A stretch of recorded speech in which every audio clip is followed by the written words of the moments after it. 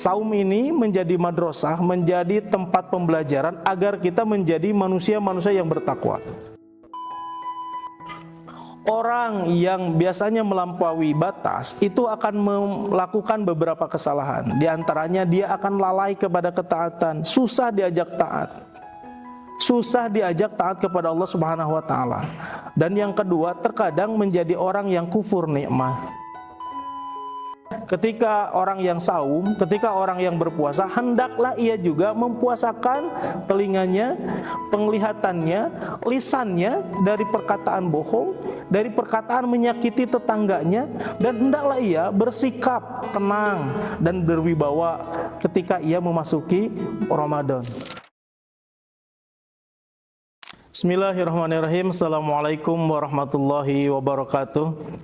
Innal hamdalillah nahmaduhu wa nasta'inuhu wa nastaghfiruh wa na'udzu billahi min syururi anfusina wa min sayyiati a'malina may yahdihillahu fala mudhillalah wa may yudlilhu fala hadiyalah. Asyhadu an la ilaha illallah wahdahu la syarikalah wa asyhadu anna Muhammadan abduhu wa rasuluhu alladzi la nabiyya ba'dah. Para pemirsa yang sama-sama mengharap ridha Allah Subhanahu wa taala, tidak lupa kita selalu panjatkan rasa syukur kita kepada Allah Subhanahu wa taala karena memang Allah Subhanahu wa taala telah memberikan anugerah terbesar, yaitu kenikmatan iman dan Islam. Ditambah sebuah kenikmatan yang sangat luar biasa, kita berada di bulan yang dinanti-nanti, yaitu bulan Ramadan. Selawat serta salam semoga terlimpah curah kepada junjungan alam baginda Rasulullah sallallahu alaihi wasallam beserta kepada para keluarganya, para sahabatnya, tabi'in serta pada kaum muslimin yang berpegang teguh kepada ajaran yang beliau bawa. Pemirsa sekalian, saat ini kita sudah ada di bulan Ramadan. Bulan yang selalu kita nanti-nanti, yang selalu kita idam-idamkan. Bulan Ramadan itu sangat berkaitan erat dengan yang namanya saum atau puasa atau siam. Ya.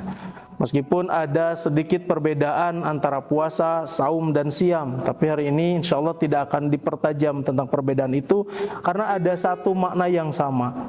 Ya, makna yang sama. Jika kita merujuk saum secara bahasa, ya, artinya al-imsak, ar-rukud, ya, yang artinya menahan, tidak bergerak, tidak berbicara, tidak melakukan apapun. Itu makna secara bahasanya. Adapun secara istilah, kita ketahui bahwasannya saum adalah menahan diri dari melakukan hal yang bisa membatalkan puasa, dari terbitnya fajar sampai terbenamnya matahari, dari subuh sampai maghrib. Ini secara istilah. Ketika kita memasuki bulan Ramadan, ada satu ayat yang populer yang sering kita dengarkan, yaitu dalam surat Al-Baqarah ayat 183, yang mana Allah Subhanahu wa taala berfirman, a'udzubillahi minasyaitonirrajim, ya ayyuhalladzina amanu kutiba alaikumusiyam kama kutiba alal ladzina min qablikum la'allakum tattaqun. Wahai orang-orang yang beriman, telah diwajibkan atas kamu berpuasa sebagaimana telah diwajibkan pada generasi sebelumnya agar kalian menjadi orang-orang yang bertakwa. Para pemirsa yang sama-sama mengharap ridha Allah Subhanahu wa taala, yang perlu kita garis bawahi adalah tujuan dari saum ini sudah Allah kabarkan bahwasannya saum ini menjadi madrasah, menjadi tempat pembelajaran agar kita menjadi manusia-manusia yang bertakwa. At-taqwa. Kemudian apa relevansinya antara saum dengan takwa? Ini yang menjadi kaitannya apa? Setidaknya ada 3 hal yang menjadikan bahwa kegiatan kita saum ini menuju kepada ketakwaan kepada Allah Subhanahu wa taala. Sebagaimana yang kita ketahui bahwa definisi takwa adalah menjauhi seluruh larangan Allah Subhanahu wa taala, kemudian melaksanakan seluruh perintah Allah Subhanahu wa taala. Jadi apa relevansinya ketika kita saum mendekatkan diri kepada takwa? Yang pertama ini, ketika kita meninggalkan, salah satu poin terpenting ketika kita meninggalkan makan, meninggalkan minum, yaitu takwa taqarrub, mendekatkan diri kepada Allah Subhanahu wa taala, ya.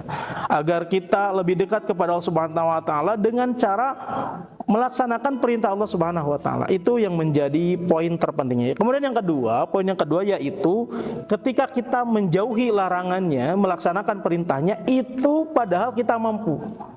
Orang yang saum sebetulnya bisa makan kapanpun, ya. Seperti saat ini, haus, dahaga di tengah terik matahari yang luar biasa. Kita minum bisa, kita makan bisa. Tetapi kenapa kita tidak bisa melakukan itu? Kenapa kita tidak melakukan itu? Karena dasarnya hati itu ada muncul ihsan, merasa diawasi oleh Allah Subhanahu wa taala. Dalam artian bahwa saya ini, hidup ini, gerak-gerik ini itu diawasi oleh Allah Subhanahu wa taala. Ketika kita makan padahal mampu, itu akan membatalkan saum, maka dijauhi. Hingga inilah hal yang kedua menjadikan bahwa saum ini relevan atau menuju kepada ketakwaan yang hakiki. Dan yang ketiga, ketika Ramadan datang, ketika Ramadan menyapa, itu muncul semangat di dalam jiwa berkenaan dengan kebaikan. Ada satu orang atau seseorang yang biasanya ketika bulan biasa selain bulan Ramadan bisa tilawahnya 1 juz selama 1 hari. Tetapi ketika datang Ramadan bisa 3-4 juz per hari. Ada juga orang yang memang ketika di bulan luar Ramadan dia ini tidak tersentuh dengan Al-Quran, dengan ayat-ayat Allah. Tetapi ketika Ramadan menyapa, ia mulai membuka 1 atau 2 ayat. Minimal dia ini mendengarkan tilawah Al-Quran ketika ia tidak membaca Al-Quran. Jadi ketika Ramadan datang, semangat untuk beramal soleh itu lebih kuat daripada bulan-bulan sebelumnya. Para pemirsa yang sama-sama mengharap ridho Allah Subhanahu wa taala, setidaknya ada 3 hikmah pula ketika kita bisa menguasai atau mengalahkan hawa nafsu kita ketika di bulan Ramadan, mengekang keinginan-keinginan kita. Yang pertama yaitu manfaatnya adalah mengendalikan jiwa.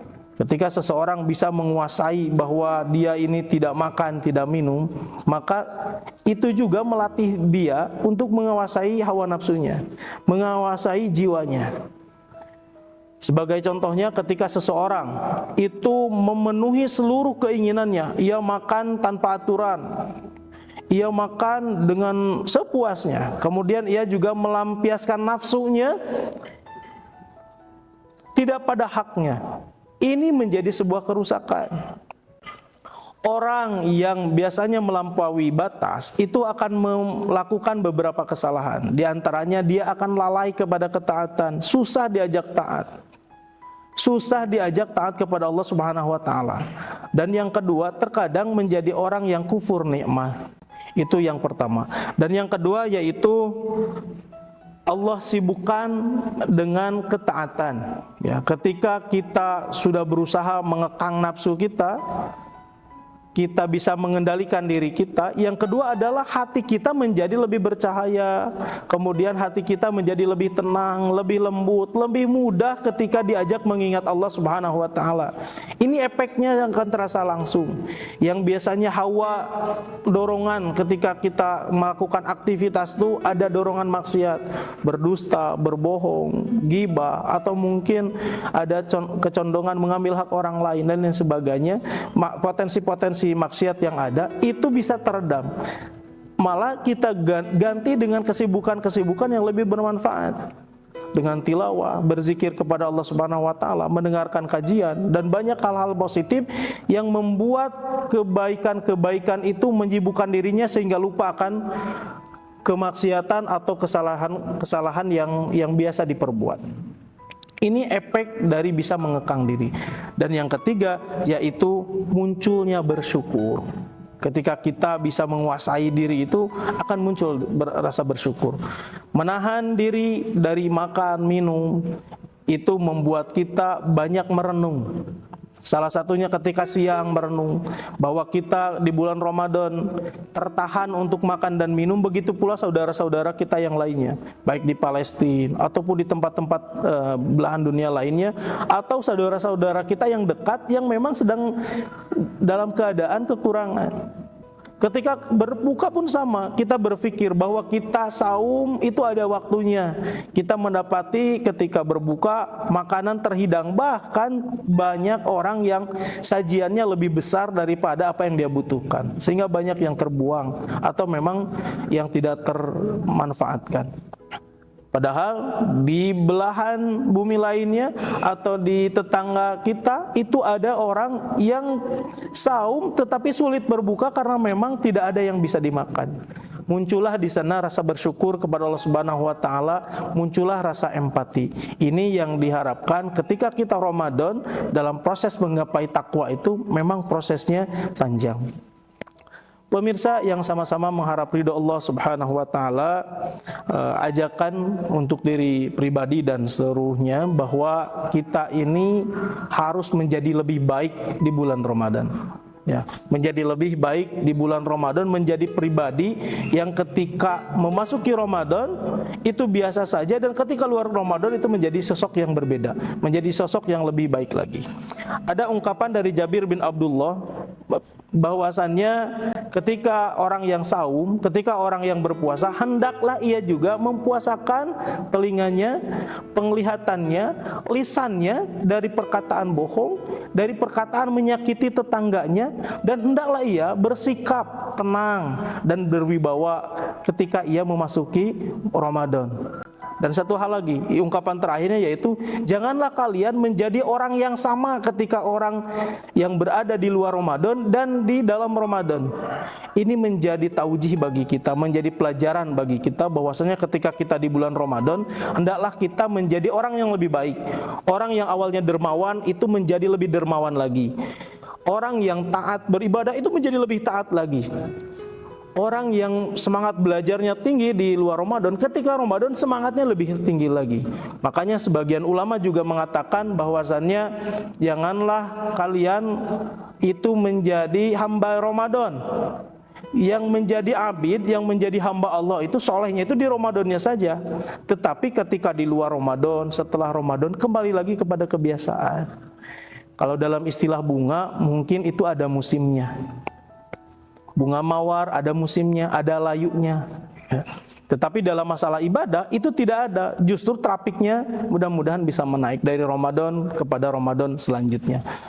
Mudah-mudahan kita menjadi orang yang ketika memasuki Ramadan ini mendapatkan keutamaan Ramadan dan menggapai tujuan Ramadan, yaitu la'allakum tattaqun, menjadi pribadi-pribadi yang bertakwa di sisi Allah Subhanahu wa taala. Para pemirsa yang sama-sama mengharap ridho Allah Subhanahu wa taala, Imam Al-Ghazali mengkategorikan saum itu menjadi 3 kategori. Yang pertama ada saum awam. Saum orang kebanyakan, yang mana orang saum ini hanya bisa menahan dia dari tidak makan dan minum serta mencampuri pasangannya saja. Hanya itu, ini kebanyakan orang.